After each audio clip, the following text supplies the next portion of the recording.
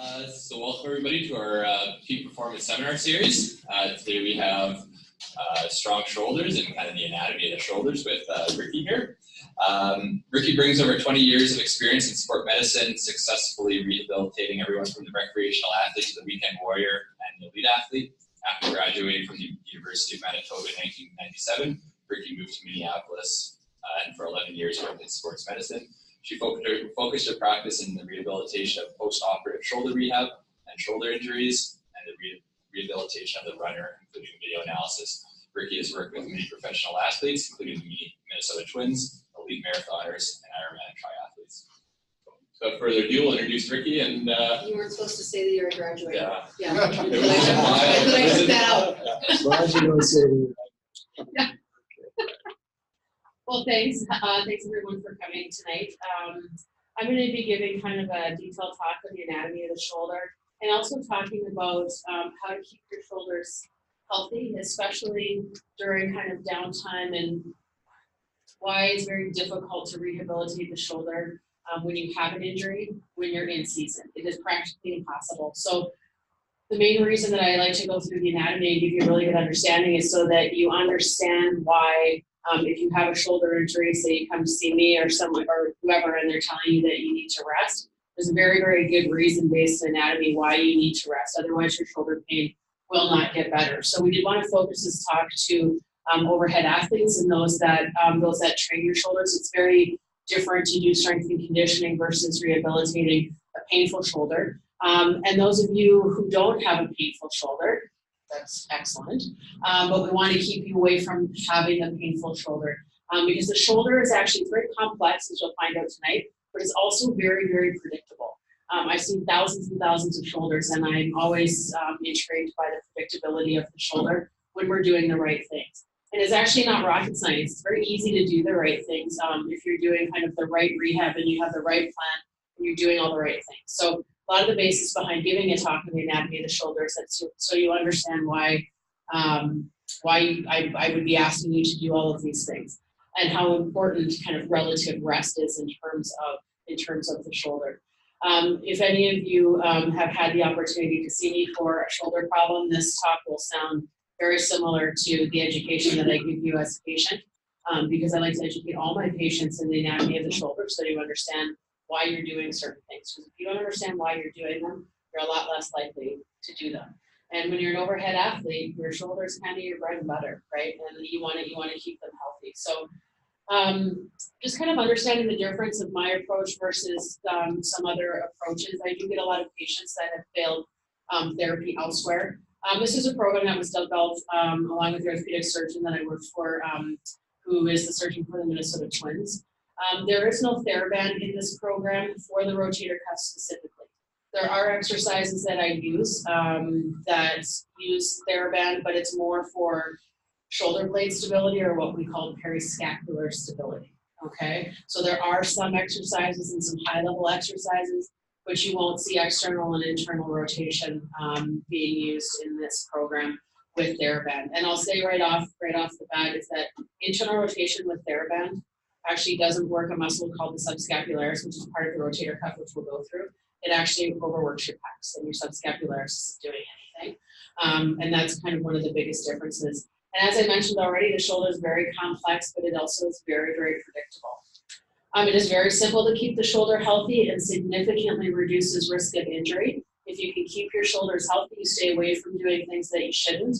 And that includes some specifics within strength and conditioning. A lot of overhead athletes, especially females, you have something called MDI, which is multidirectional instability, where you just have kind of loosey-goosey shoulders. That makes you really, really good overhead athletes, but it also puts you way more at risk for having injury to the shoulder. So one of the ways that we're able to kind of overcome some of the challenges that you present with multidirectional instability is by strengthening the rotator cuff, and that's one of the things we're going to talk about today. So, anatomy of the shoulder. This is a viewpoint. I did break my shoulder. I love my shoulder. One of my colleagues broke one of the pins off of the subscapularis, so it may fall out during this talk. But I will be kind of referencing these talks. This shoulder doesn't come apart, or what we call disarticulate. So I do have some images here that we will that we'll go through as well that kind of highlight some of the internal issues in through the internal structures in through the shoulder. So first of all, the rotator cuff muscles, and they are viewed very well here. Are you on this screen here? Yeah. Yeah, okay. This is just for the people that have called in. This is if you're looking at the back of the shoulder, okay? The back of the right shoulder. So your humerus is here, which is your arm bone. This is your scapula or your shoulder blade. This is the spine of the scapula, and it comes out to the acromion. It makes a joint with your clavicle right here. That's your AC joint. If you separate your shoulder, that's the joint that you separate, okay? Just to give you an idea on landmarks. This muscle here at the top, okay, supraspinatus, okay, because it's superior to the scapular spine. This big one here is called the infraspinatus. This little guy here, kind of a weird add-on to the rotator cuff, is the teres minor, okay? And then this big muscle here is on the front of the shoulder blade, but behind the rib cage, okay? It's called the subscapularis. You can't see it. It's the one on my model that falls off, okay? And it is back in through here, okay? It internally rotates the shoulder, okay, for the most part. The infraspinatus and the supraspinatus externally rotate the shoulder, okay? And the supraspinatus and part of the top part of infraspinatus also help to depress the humeral head, okay? Which we'll see is a really important part of being able to lift your arm up over your head. Now the rotator cuff muscles, okay, so there's a group of 4 of them, okay? They are not prime movers, okay? Prime movers are your quads, okay? Biceps, triceps, your butt muscles, your hamstring, your gastrocs, okay? Muscles that have a lot of power that can move big things, okay? You look at bodybuilders, all their hypertrophy, okay, or big strong muscles, those are prime movers, okay? You can't hypertrophy the rotator cuff. The rotator cuff muscles are a group of thinkers, okay? Prime movers are over here, thinkers are over here. They have to work in unison, okay? The rotator cuff itself maxes out at 5 pounds, all right? Major League Baseball pitcher, their rotator cuff maxes out at 5 pounds, okay? Mine does, yours does, okay? We can't have like super cuffs, okay? We can have smarter cuffs than one another, okay? But our ceiling is very, very low on which we can strengthen that cuff. So the rotator cuff is responsible for coordinating motion away from your body. Deltoid right here, okay? Big prime mover. It does this to your arm, okay? It lifts it up this way. It abducts it. But if you don't have your rotator cuff muscles, this is what the deltoid does, all right? That's because the deltoid is big and strong, okay, but not very smart. So given the opportunity to work by itself, it picks up the humerus and bangs it into that bony shell, or the underside of that acromion, okay? Right here. You need your rotator cuff muscles to depress and rotate your humeral head, okay? So whether I'm reaching out for my coffee, reaching into the back seat of my car, okay, or throwing a Major League Baseball pitch, my rotator cuff is active to the same degree as all of those activities, okay? And that's because it places my arm away from my body. The speed that you get from a Major League Baseball pitch, the type of pitch that you get, that comes from your prime movers. You're using your whole body in terms of techniques to be able to do that, be able to power yourself through the water, okay? That largely comes from your lats, which is a big prime mover. But what the rotator cuff does, it places your arm here. You can't do this without your rotator cuff, okay? They do not strengthen like heavy lifters, okay? So prime movers, heavy lifters, same thing, okay? If you do stairs all day or you do 300 squats per day, your quads, your glutes, your hamstrings are gonna get stronger and bigger, and they're gonna hypertrophy. The more weight you add on, the bigger they're gonna get, okay? So prime movers strengthen functionally. The more you use them, the stronger they get, okay? Unfortunately, the rotator cuff doesn't strengthen like that. Thinking muscles don't, okay? Because they're more of a kind of a neuromuscular base. Like I said, they're thinkers, okay? The more you ask them to work, because they have to work at 100% for me to reach my arm out this way, okay?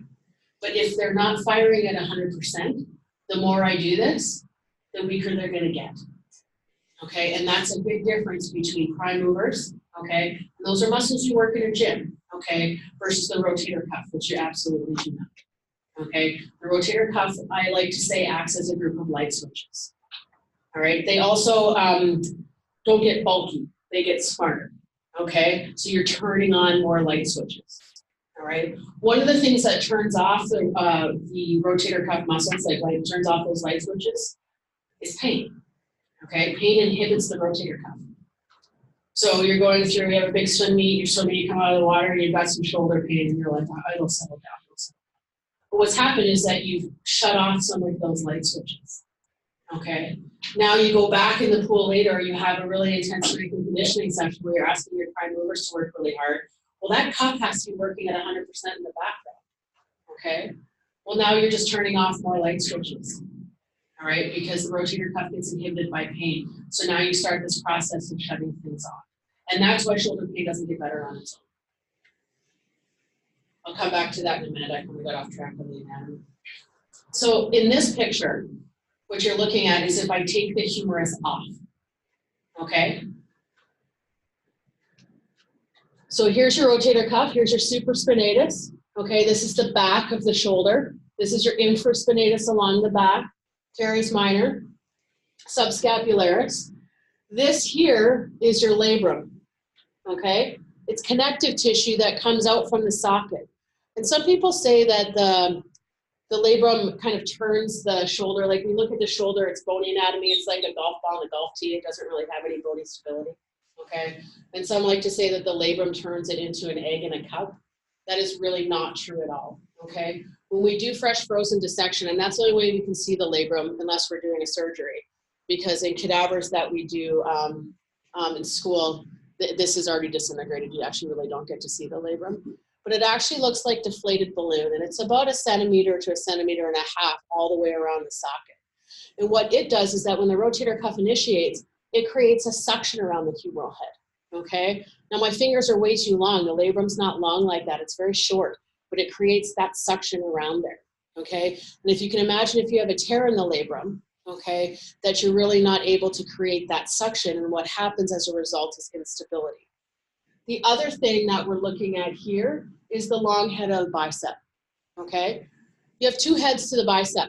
The short head, okay, which actually attaches onto the coracoid, okay, which is right here on this model.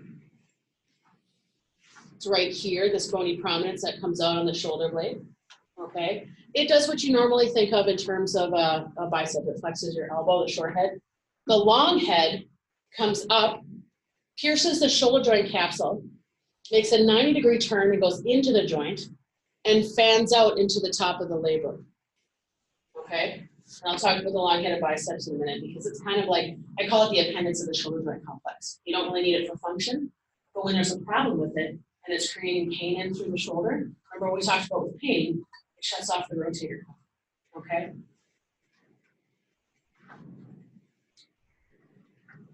This is the capsule of the shoulder. You've got your ligaments all through here, okay, your coracoacromial ligaments and your coracoclavicular ligaments. You also have your humeral ligaments, okay, but they're very, very closely integrated into the capsule. Now the capsule is, it's a connective tissue. You have capsules all around every joint in your body, like in all the joints in your body, okay? I do as well, but our shoulder joint capsules are the most extensive, okay? I like to call the capsule like a stretchy pair of yoga pants, okay? When you lift your arm up like this, that humeral head or the ball part of the ball and socket joint has to have somewhere to go, okay? And it has to drop down into your armpit. If that capsule gets tight, okay, you can't move your arm very well, all right? One of the biggest problems we see in terms of overhead athletes is a tight posterior capsule. Posterior means the back, okay? And when that posterior capsule gets tight, as it invariably does, okay, with overhead athletes, we see this time and time again, and it pushes that humeral head forward, all right? And again, we'll talk about when we move the shoulder, how important it is that everything needs to be exactly where it needs to be for you to get into a motion like this, swimming motion, butterfly, any overhead motion, okay? So it can't be too tight because then you're gonna end up with problems in terms of mobility, and that just wreaks havoc through the joint. It also can't be too stretchy, and when I started to talk earlier about MDI, or multidirectional instability, that's where that capsule is too stretchy, okay? We can't do surgeries for MDI. We used to shrink, it was called a shrink wrap. That was kind of this street name in the surgical world. And we use a high heat wand and shrink the capsule. And it just had disastrous outcomes, 5 to 10 years later, because you can't really be specific enough as you need to be. So people were either getting way too shrunk, okay, or they weren't doing it enough and they still had problems with instability, okay? A lot of problems that, again, you see it a lot, especially in teenage females with multidirectional instability, is having episodes of what we call episodes of instability or subluxations, where you're not dislocating right out the joint, although that can happen with multidirectional instability, but you get these little what we call subluxations, okay, where it's like this, right? Those episodes of instability, the body doesn't like that. So what does the rotator cuff do? It shuts off, okay? So then you end up with a really weak cuff, okay, and a capsule that's too stretchy that we can't do anything about. The only way that we manage multidirectional instability is purely by rotator cuff strength, okay, because we can compensate for that MDI or that instability, okay, by strengthening your rotator cuff. All right. When you have an MDI, you have an increased risk of having issues with your labrum. Okay. Most of you in this room, in terms of your age, and I'm talking about the younger group in here, you're not gonna be in a position where you're gonna end up with a labral tear. If you dislocate, if you have a traumatic dislocation, can you tear your labrum? Absolutely. Okay. But you're not gonna have a labral tear by overuse at this point. All right. But we don't want to give you one. Okay, because the harder you are on your shoulder, all right, and the more that you're slopping around in terms of that ball and socket joint, okay, the more likely you are to get degenerative tearing through that labrum. Okay, certainly overhead pitchers end up with, they can end up with a lot of trauma to their labrum, and that's kind of one of the main things we talk about in terms of off season, where you can recover, or relative rest, whether it's your off season or not, and we'll get into that.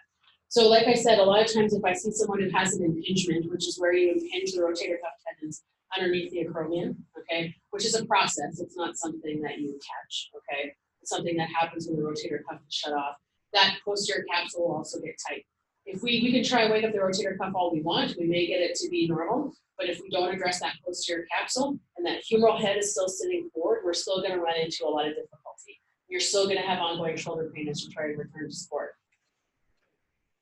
This is a little bit better view of the long-headed bicep, okay? Like I said, one of the things that, and I think it's on the next slide, yeah, the role of the labrum, I did talk about it already a little bit. It's like a fabric, it's not hard like cartilage, okay? Like I said, it's like a kind of a 2-ply deflated balloon. That's just kind of what it feels like.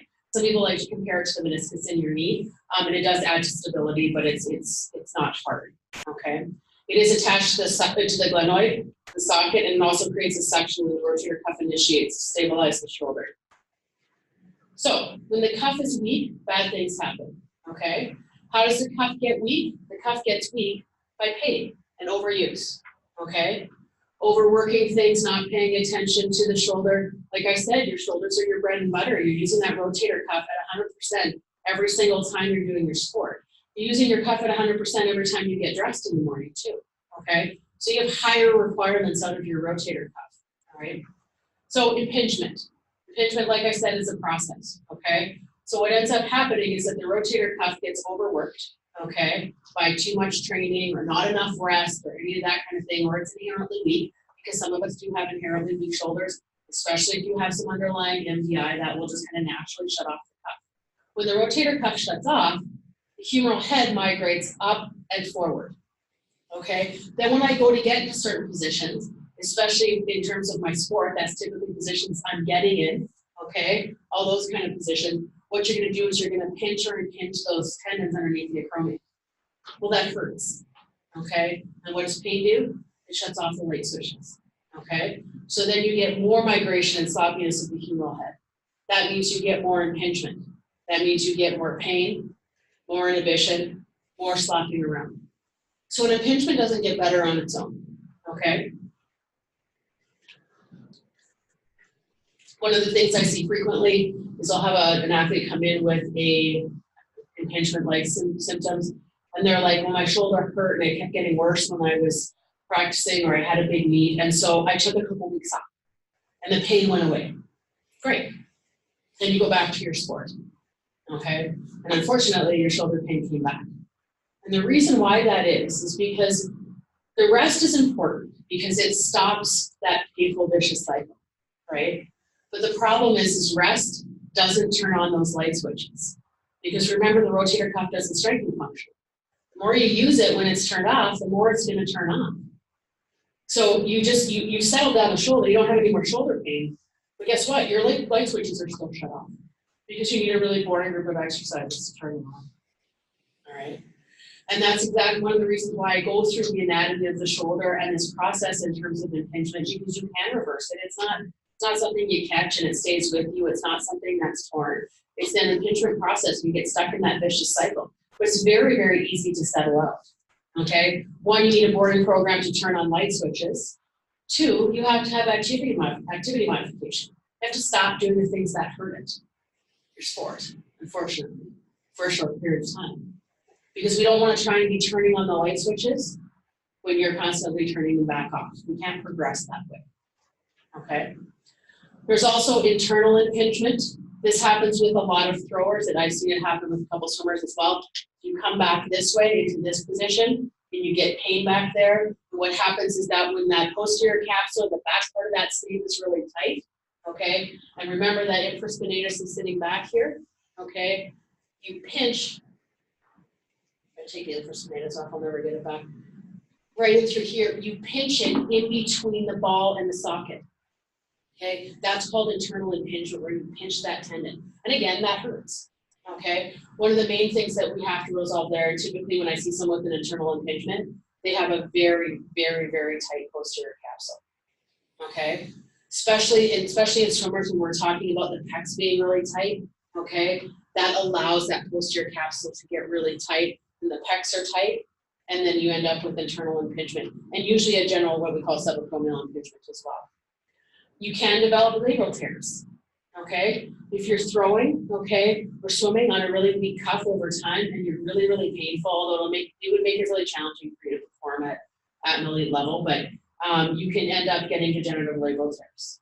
Again, you guys are a little bit like, you're not there yet, you're not old enough, okay? Which is good, all right?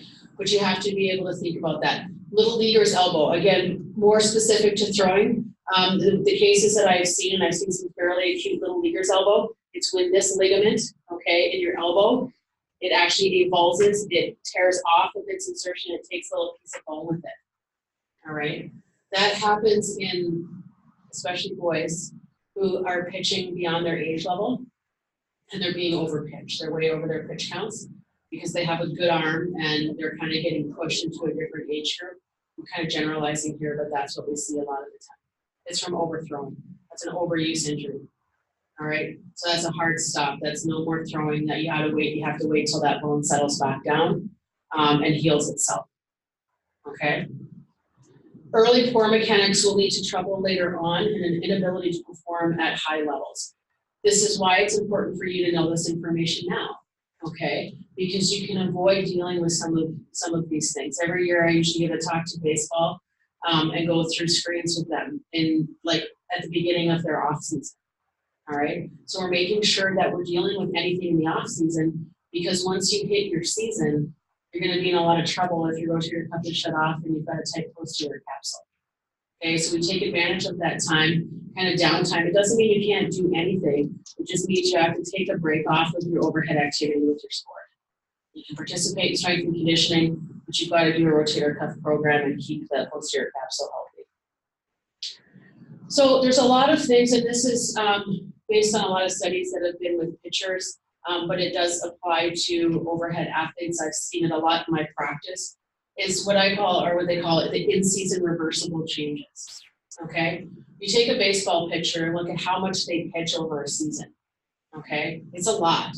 They have a lot of games. Okay, they go from usually May all the way through till September, and all they're doing is pitching and pitching and pitching, even when they maintain their proper pitch counts.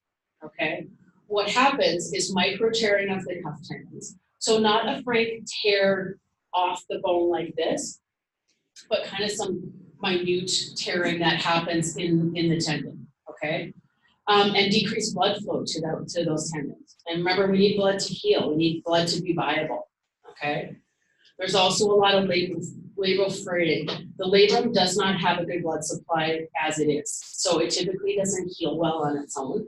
So if you get a dislocation, you tear your labrum, often you need surgery, especially if you're an overhead athlete, because it just won't heal well on its own, all right? But you can get labral fraying, where again, the more you throw, okay, and the more you work your arms overhead, you kind of wring out that labrum, all right? And you get posterior capsule technique. These are things that happen. We know these things happen. These are bad things happening if you don't take care of your shoulder. These are things that are happening when you're an in-season athlete, okay, and an overhead athlete. So we know this is happening.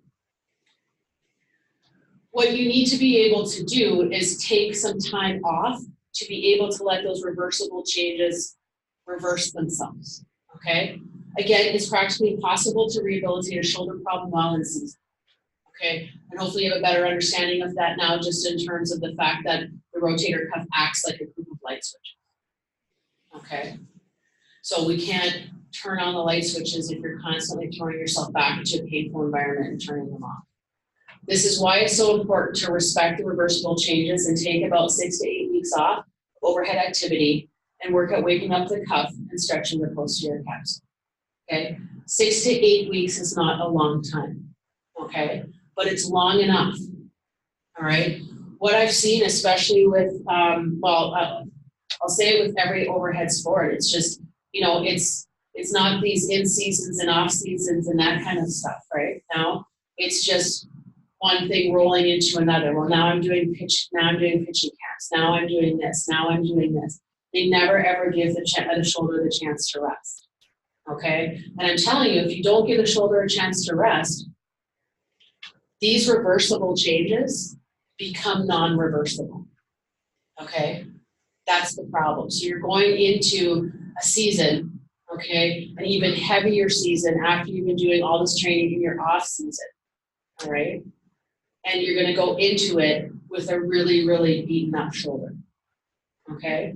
Major League Baseball pitchers take off 6 to 8 weeks. They will work at waking up their cuff doing a basic cuff program. It's not that they don't train, they still will, okay? But they're taking 6 to 8 weeks off of pitching, off of throwing, okay? Off of training, off of swimming, okay?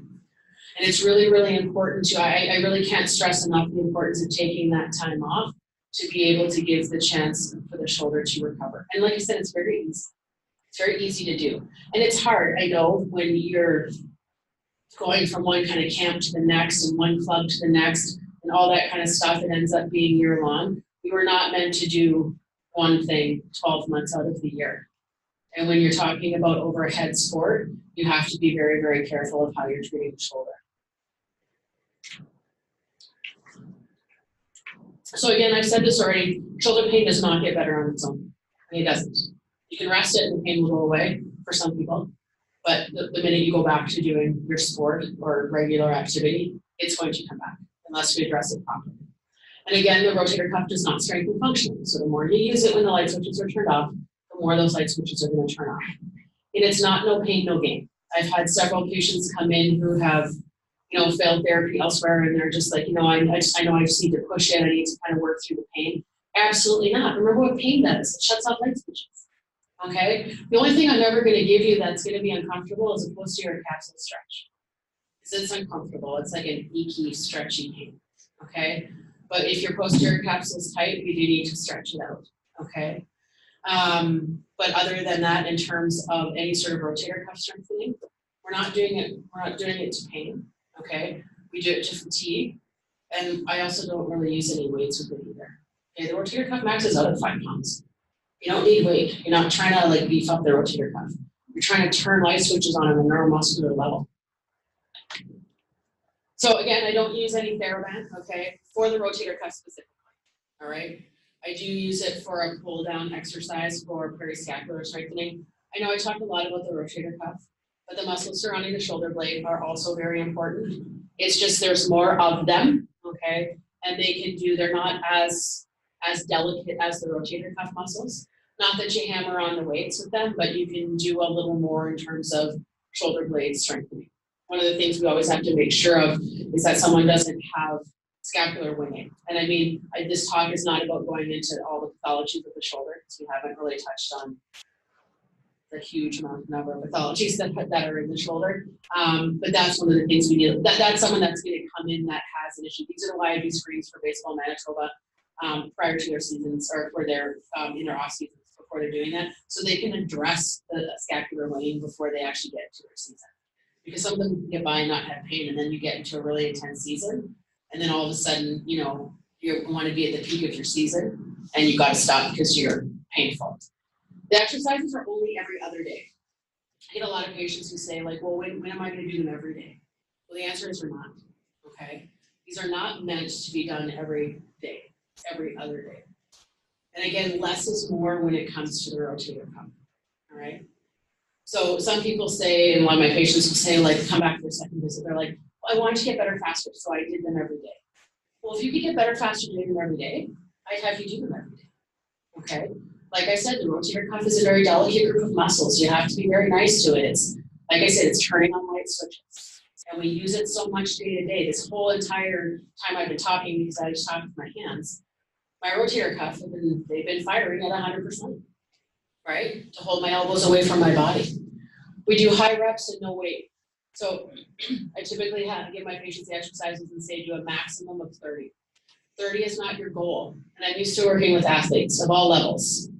I know you want goals, right? It's like, I'm going to get to 30 if it kills me. I don't care if you get to 30, okay? 30 is your max. And I don't want you to get to 30 if you get tired at 19, okay? Because once you get tired, all we're trying to do is turn on those light switches. You hit 19 reps of this exercise, okay? And you've got fatigue and you're like, I don't care what Rickie says, I can get to 30. I know you can, okay? But all you're doing, what we were doing is turning on light switches.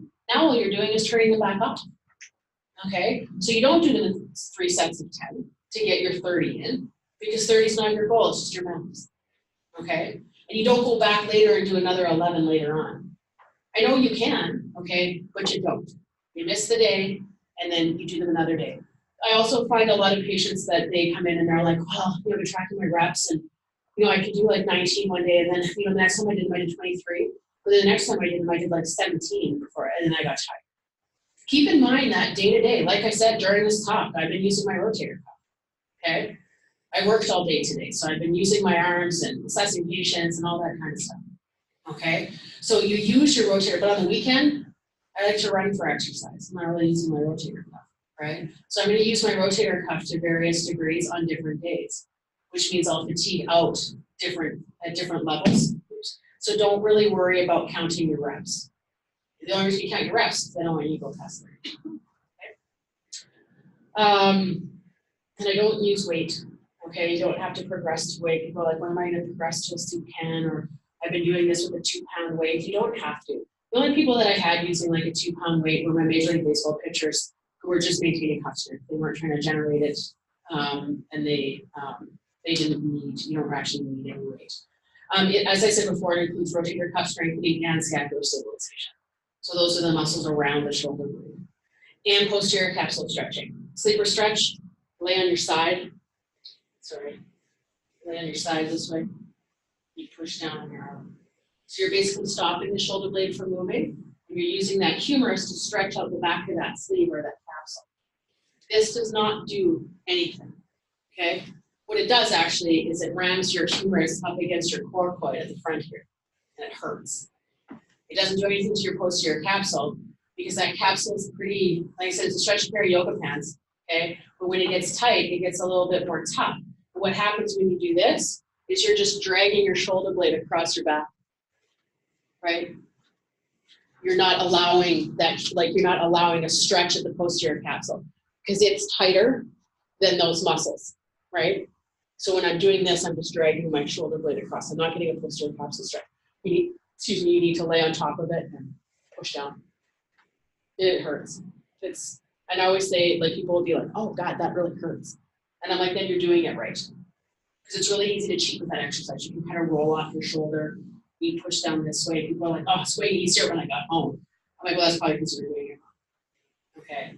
I also include mobilization. If it's a patient that I'm seeing like on a regular basis, like on a weekly basis, I will also mobilize the posterior capsule. That's just something I do that helps you generate better mobility back into the shoulder.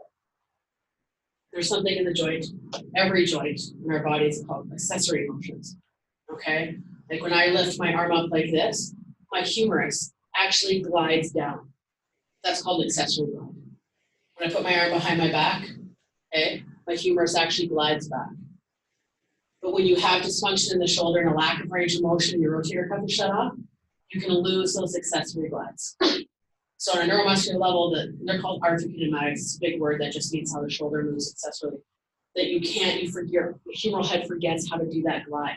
You can't get those glides back by yourself. I can't get them back for myself either. I have to help you with that. So if there's a restriction and I see that humerus just can't really drop down, or that posterior capsule has been so tight it doesn't remember how to move back this way, then I'll do mobilization to specifically stretch the capsule, but also to remind the shoulder how it needs to move, to be able to move through space without catching anything, impinging anything, causing pain anywhere.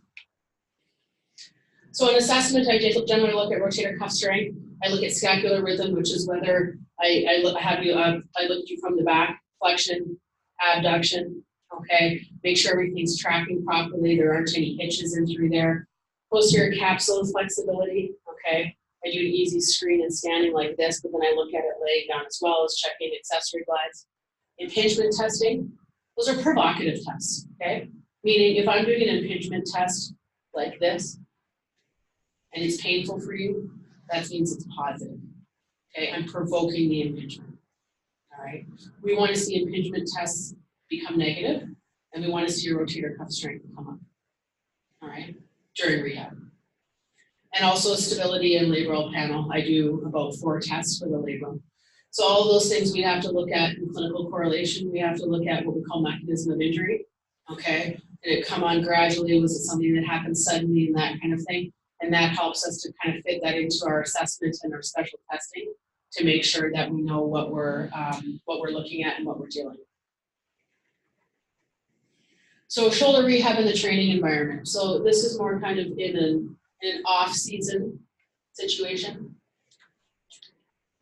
If there's no shoulder pain or pathology, there may be a few modifications to the training program. However, performance training is not often affected. So it may be that I have you come in and we take a look.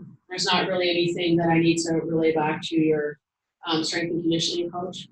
Not to say, hey, stop doing this, stop doing this, stop doing this. But there may be that I'm adding you a posterior capsule stretch. You're working on your capsule. Or you're working at a few rotator cuff exercises. Okay, or we have to tweak the shoulder blade a little bit. If there's pathology or pain, then training can only continue with the lower extremities. Okay, and this is where, in terms of what we have here, in terms of the performance center and the sport med clinic, we are able to communicate directly with your strength and conditioning coach and indicate, you know, stop doing this, no to this, not yet for this, don't ever do this again with this patient. There's certain things that, say, somebody with multidirectional instability shouldn't be doing. Okay, in terms of weight bearing and some of the training things. So what I usually do is ask for a program from the strength and conditioning coach, just because I can't come up with every single thing that a strength and conditioning coach might give to a specific athlete. So we look at the program and I kind of check things off and just say, you know, stay away from this. If it's something that we're actively rehabbing, it's just a hard stop. They can't do anything upper extremity and no weight bearing, so no planks. Okay, the shoulder was not meant to be a weight-bearing joint. Okay, it stresses it way too much. I'm not saying that planks and push-ups are bad, but when you have pathology or pain in the shoulder, you have to hold off on those until you're ready to go back. That is not a way to rehab the shoulder. It's way too much stress. It's an end-stage activity or rehab exercise. And then they can return to upper extremity and weight-bearing once the shoulder rehab is complete. And sometimes I'll give, you know, some direction in terms of things that they should stay away from. Like dips are the worst exercise for shoulders. Whether they're painful or not, it's a horrible exercise for shoulders. So is stretching to a certain degree in terms of general shoulder stretching. Like I said, a lot of overhead athletes, okay, especially females, you're really good at what you do, okay, because you have a little bit of multidirectional instability, okay. Most people that you'll look at in terms of being successful overhead athletes have a degree of instability that they're able to manage, right? But if we go and stretch that shoulder, what we want to do in the off season is tighten up a little bit. Especially after, say, a pitching season, okay, heavy swimming season, badminton, okay, softball. Surgery, the reason I just included it in this is because some people, unfortunately, do have to go on to have surgery, and the training environment kind of within the team is not the environment of which to rehab from a surgery, okay? Surgery rehab is very, very specific, okay? I just had a conversation today with one of my new hires, and I'm giving a talk tomorrow at the Orthopedic Symposium about a shoulder issue. And one of the main questions I get from physical therapists that are working in the community that are struggling with shoulders is that they don't have enough experience working with post-op shoulders. And it's true, there's a lot of kind of fear and kind of unknown involved. I've been very fortunate in my career. I've seen a ton of post-op shoulders. I spent time in the OR. I have good communications with the surgeons I work with, but that's not always the case. But I have seen some surgeries been trying to kind of be managed outside of the physical therapy environment. And that's really difficult because really there's a time where they have to be kind of completely off anything. Even if someone who has, you know, the rotator cuff repaired, I will not let them get on a treadmill for a certain amount of time because you're unbalanced, and the last thing I want them to do is trip and fall. So it's things like that, right? You can't go into a squat rack even though you're not working your arms if you're not at a certain stage of your rehab. So it really is kind of a straight removal from there. There's nothing wrong with getting on a bike and certain things like that, but you have to be in direct communication with the treating therapist in terms of post-op, because there's very, very specific parameters that follow post-op rehab for the shoulder. Integrating sport medicine and performance training, again, we're very, very lucky here because we have the ability to talk continuously with what we're doing, and I don't train my patients because it's really not something I'm good at, okay? It's out of scope for me, okay? And the strength and conditioning specialists here don't rehab anyone. Okay, even with a kin background and things like that, it's a straight rehab environment. So we really do kind of have that relationship where we respect what each other's doing. And I have patients, they're like, okay, so now, like, what, can you give me a program? Can you? And I'm like, nope, because I'm really not, it's not my niche. It's not my expertise. It's not anything that I do remotely well. And we have the ability to share that here in terms of getting you back in with your team, with your coach, and working with the strength and conditioning specialists to get you back to your peak performance. So we respect the anatomy, we respect the scope of practice, we communicate with all parties, okay? There's a lot of communication that goes on between us, and we have a multidisciplinary approach, right? We have a physician in our clinic, we have 5 physical therapists, a chiropractor, massage therapist, a podorthist, and now, well, I have an AT, but she's actually treating as an osteopath. She'll get the designation in November. So we really do have a lot, and then we have this great, amount of staff in the performance floor to be able to tap into them for return to sport and bridging the gap to getting back there. So one of the things that I find when patients or athletes aren't successful in terms of managing an injury is because there's a significant lack of communication and or a lack of diagnosis. And the nice thing here is that you're able to kind of capture that all in one place and have all of us communicate about the same person. I meant to say at the beginning of my talk, if you had any questions, to hold off to the end because I'll answer them now. Does anyone have any questions? I know I talk a lot. There's one question. Oh, yeah.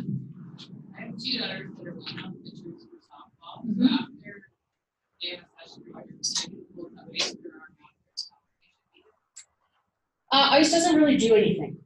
Okay. And I don't know if you've heard of, like, they've kind of moved away from, and I know this isn't a frank injury, and I'm going to elaborate with a longer answer to a short question. But they've kind of gone away from RICE, like rest, ice, compression, elevation with injuries, and basically just told you to start with gentle motion and gentle weight bearing. once anything serious has been ruled out, okay? So the issue with ice is that it's not getting through the deltoid, okay, down into the shoulder. So it's not really beneficial, but it's not doing any harm. So if they want to do it, it's fine. But it's not like, oh, well, I didn't ice my shoulder after my last practice, because windmill pitching is super hard on the shoulder. Super hard. You're just reading right around that labrum every time. That's why that 6 to 8 weeks is really important. Okay. One of the things I do tell my patients to do after is, I call it dessert, but they're called pendular or Codman exercises. Like anyone who's ever seen me will be like, oh yeah, Rickie and her dessert. Okay. And it's just letting that arm dangle and swing. Okay. That's one of the best ways to settle down an irritated shoulder, especially after a session where they, really push the arm. And again, those things by the next day that they're feeling fine, it's nothing that they have to hold back on, but just letting it dangle and swing, it distracts the shoulder joint, okay? It brings some fluid in there and helps to flush out the joint a little bit, all right? Also, when the rotator cuff kind of gets irritated, it shuts off, prime movers turn on, like your upper trap, okay? And I'm exaggerating, but this is kind of what people do on a neuromuscular level, okay? The upper trap's like, oh, I'll do it. The rotator cuff's like, all right, you go ahead, okay? Well, the upper trap just picks up the whole shoulder, okay? So what this does is it settles down the upper trap as well, all right? So again, I know a lot of them, like, especially in terms of professional athletes, those guys do it too, those girls do it, they pack on the ice. It's not wrong. It's just, you can't get deep enough. You can't, and plus what ice does, it talks about flow, which is why they changed from rice, because what blood does is it carries healing cells, okay? Inflammation, I call it inflammatory soup, okay? When that comes in, that has a bunch of cells that help with healing, all right? This is why I participated in the study, well, I didn't participate in it, but I was part of it. In the States, we gave patients prophylactic anti-inflammatories, non-steroidal anti-inflammatories like ibuprofen or naproxen after surgery in hopes of cutting down on post-op pain, okay, with the rotator cuff repair, so that we didn't have to give them narcotics, all right? What ended up happening is they had a huge increase in failures, all right? Because you need the inflammatory response to heal. And that's why they're trying to stay away from ice, because you almost want that influx, right, of those healing cells. And what gentle motion does is it helps to pump out that swelling, okay? Because if you have too much swelling, you don't move the joint, okay, that's been injured, an ankle sprain, okay? What ends up happening is that inflammatory soup kind of leaves I call it like a Kleenex behind of scar tissue, and then that can become a problem, okay? So it's gentle motion. You don't want to take a big acute fracture and start moving that around weight bearing on it by any means, okay? But certainly any of the kind of sprains and strains, okay, you can start with gentle motion, and I usually try and stay away from this. So as a result, they don't get prophylactic anti-inflammatories after surgery. And certainly with orthopedic surgery, they try and tell you to stay away from the use of anti-inflammatories for at least a couple of weeks, because you want to have that process. You had another question? No. Okay. Anyone else? Can you explain that sleeper stretch again? You lay on your side, and right on your side. Okay. And you get right on top of your shoulder, almost overcorrect my patients. And you're 90 degrees away from the body, 90 degrees at the elbow, and then you're pushing straight down. That's uncomfortable for me. It's like this, it's a kind of an achy stretch that kind of comes into here. Yeah. So what you're doing is you're stopping. But the thing is that if you're here, right, and you roll back, look how much farther I can go. I'm not really getting a stretch, because now I'm allowing my shoulder blade to pop up. So I have to lay on the floor to do a posterior capsule stretch. And if they have too much mobility, if they have a little bit of instability, you can't necessarily damage yourself with this stretch. I don't give it to anyone, and I don't give it standard. I usually give it standard to my baseball players, except if they present, if I do a screen and they just really have no difficulty, because it is an aggressive stretch. And that's why I don't like this stuff, right? Even pec stretches this way. It's aggressive on the shoulder. Keep in mind, that stretchy yoga pants for a lot of overhead athletes is stretchy enough. I say that, and then I talk about a tight posterior capsule. That's where we have to be specific, right? That's why this doesn't work. You see a lot of swimmers doing that. Bopping. Yeah. Yeah. Just to warm up, which, I mean, this isn't terrible. It's this stuff that just, because they're overstretching. Again, if someone isn't having any sort of issue and they're doing, they're warming up like this and they don't have any shoulder pain, like, have at it, fill your boots. But if I have someone come in and they're coming and they have shoulder pain, then I'm advising them to stop this stuff, right? Because it just irritates them. So you kind of gave a lot of anecdotally, like different exercises, a couple show. You're just talking like preventive, and I think the 6 days off is great. A lot of us like to get sucked into that 12 months a year of training. Is there preventative stuff, like, or is it, if they don't have injury or pain, but want to take time off, are there exercises they should be doing, and where do they learn those, except for they come and see you, or is it? Yeah, and I can send them out. I don't have a problem sending them out. They're very basic exercises. I'm always just kind of a little hesitant to send them out to kind of a group versus a specific sport. But I don't have do we have everyone's email addresses from? Yep. Because I can send them through my program. Yeah, and I agree some of the stretches as well, but Yeah. they don't have that problem. They don't need to have Yeah, exactly. The basic it's stuff. some of the basic stuff they should all be doing. Yeah. That'd be great. And I will send it out. I have images. It's hard. We switched exercise programs with the exercise program that we used. They sunsetted, like it's done, which is a fully editable exercise program, which I helped develop. So I'm kind of salty that we can't use it anymore. But we use Physiotech, which is great for the most part, except there's just a few things that I always make modifications on. So what I'm going to do is I'll print out the exercises and make my modifications, and then I can send them to you guys as a group. And I'll just kind of like, they are very basic, like it's flexion, but and everything's just a shoulder level. Scaption, which is on a 45-degree plane. So you're here, and you're not here. You're not going to do this. This is irritating for the shoulder. So here, empty cannon, which is thumbs down, halfway to shoulder level. All right, an external rotation on your side. But a lot of external rotation, patients come in for one, they use a weight, which is a no-no. And for two, they're starting at their tummy and going all the way, okay? I only do stomach to neutral, all right? And the picture I have from Physiotech, it says like lift as high as you can. All you're doing is you're straining the infraspinatus and the supraspinatus, okay? You get good engagement of external rotation just between tummy and neutral. I also have a pillow, like a towel roll, where you use your opposite fist underneath the arm. Because if you try and do this exercise without something, it's really uncomfortable, okay? And again, shutting off light switches. So it's a very, very precise program. And again, that's why I like to go through all the anatomy, because it is specific and it's very, very rigid. So I will send it to you. And then the one TheraBand one I use is just a straight pull down and then a wall push up. Subscapularis doesn't often need to be done, which is why I don't do internal rotation like as if you're skinning a pec. You're not getting anything to do with your subscap. Subscapularis I give wings, but I only give it if it's particularly weak. There's 2 tests that we do for it that will pick that up. So I don't usually give it, generally speaking, but it's here and starting back and just bringing your elbow forward.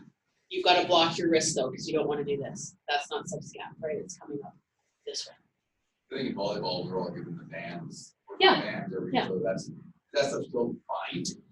Well, here's the deal with TheraBand. Okay, there's a couple reasons why I don't use TheraBand. One, there's more than 5 pounds of resistance built into it. Okay, so you can't really gauge what resistance you're using, and as I just discussed, you don't really need resistance to strengthen the rotator cuff and turn those light switches on. Okay.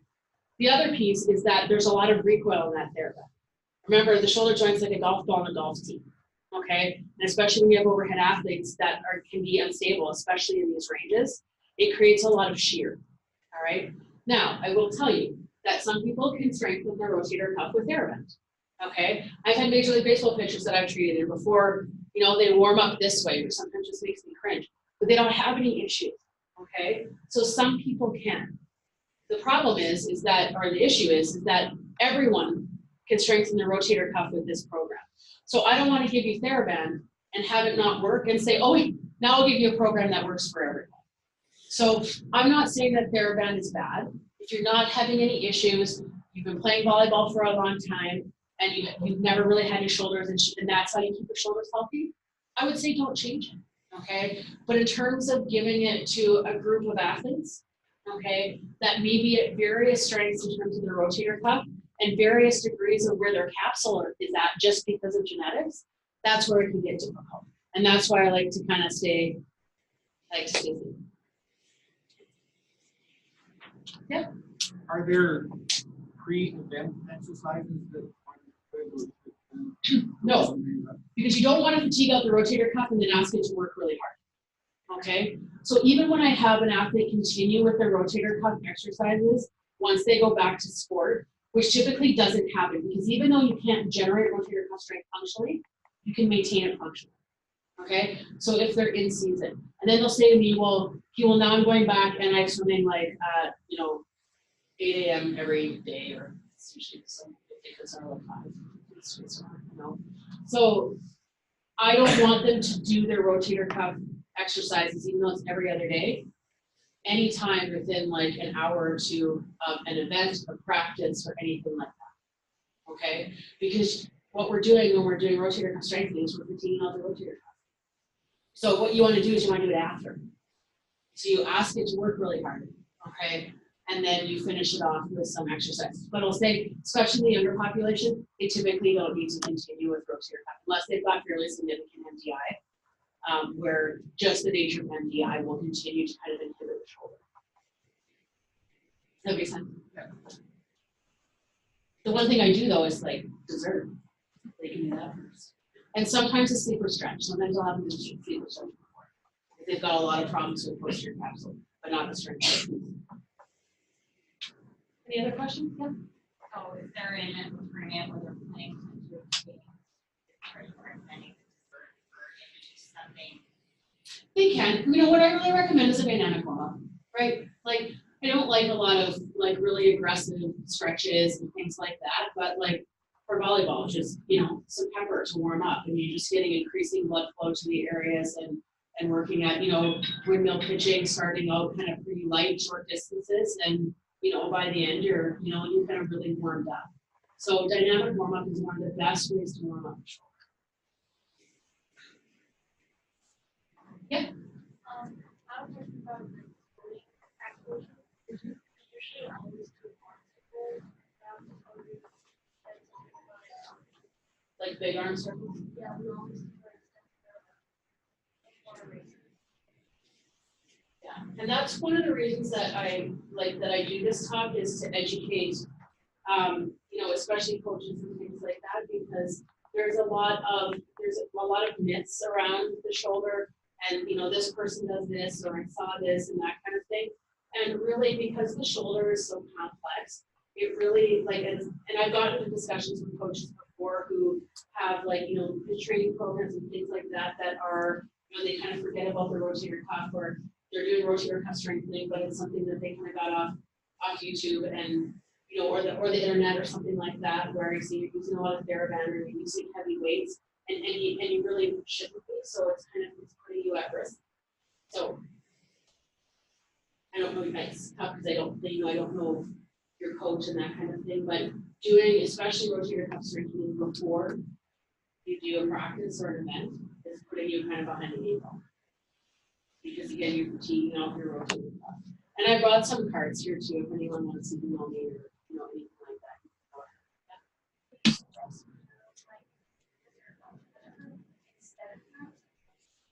I would. The arm circles are just really, they're aggressive on the shoulder. Okay, if you think about what you're doing, again, because most swimmers are, you have all directional instability, or a certain degree of it. Okay, you're loosey-goosey, and that's what makes you good volleyball players, swimmers, pitchers, okay, things like that. So to do this, what you're doing is you're just reaming that socket, or the ball, the humeral head all the way around the socket. Dynamic warm-up. Yeah. So, and I know that's not the way that a lot of things go, and you're kind of, I don't want to say the mercy of your coach, but your coach is telling you how to warm up and things like that. I don't think that if you did arm circles, that's necessarily going to mean that you have, okay? And like I said, unless I have someone come in with a break injury, then I'm going to tell you to stop doing that for your long, okay? When we talk about healthy shoulders, but I don't want you to think that because you do them, you don't have a shoulder problem. You're destined to have a shoulder problem. But it is kind of aggressive on the shoulder. One of the ways you can get around it is just not going as, like, this is okay. To get some blood to the rotator cuff. It's just the kind of the ballistic motions and kind of flailing in the arms is hard. Keep in mind, it's golf ball and golf team. Okay, it doesn't really have any inherent motion. Anything else? Well, I think you guys have a little bit of time before Neil and Jeff come up.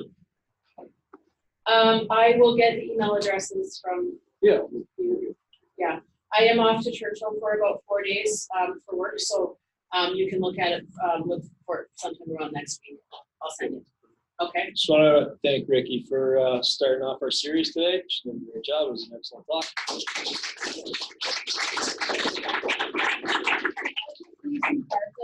anyone wants to grab it, my email address is on it. If for whatever reason you don't end up getting the exercises, or you have a question or something specific that you don't want to ask today, I am always available via email. Like I said, I'll be out of office for the next